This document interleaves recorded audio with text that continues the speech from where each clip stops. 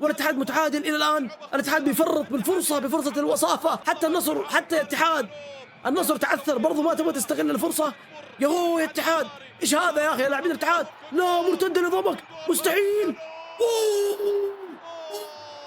الحمد لله، الحمد لله انها ضربت في القائم، ضربت في العارضه عفوا. يا ساتر يا ساتر، ايش هذا يا اتحاد؟ ايش هذا الفاول والهفوه يا اتحاد؟ ايش فيه يا جماعه؟ والله الاتحاد بيجلطنا يا اخوان، كيف كذا؟ والله الهجمه تخوف، الهجمه مرعبه، انفراده تخوف. ربك لطف وستر، ضربت في العارضه ورجعت مره ثانيه، ولا كان حيكون الهدف الثاني لضمك. يا ساتر يا ساتر يا ساتر. واو، اوه كرت احمر لفابينيو. شوف الاعاده، شوف الاعاده، الانفراد الخطير لضمك. اوف، ضربت في العارضه يا جماعه. والله كان الهدف، كان حيدخل هدف على الاتحاد من ضمك. ورايكوفيتش ايش تبغوا يسوي يا جماعه؟ الله يسوي ايش ولا ايش؟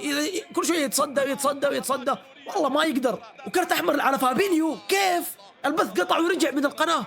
طيب ايش صار؟ كيف فابينيو اخذ كرت احمر؟ وايش السبب؟ ايش هذا يا فهد الطريس؟ ايش هذا يا فهد الطريس؟ الطريس يا جماعة ألغى هدف للاتحاد من الدقيقة الثانية من بداية المباراة. حاليا جالس وأعطى فابينيو كرت أحمر. إيش فيه يا هو؟ إيش فيه يا الطريس؟ إيش وضعك يا هو مع الاتحاد ومع الأهلي قبلها؟ إيش اللي حاصل؟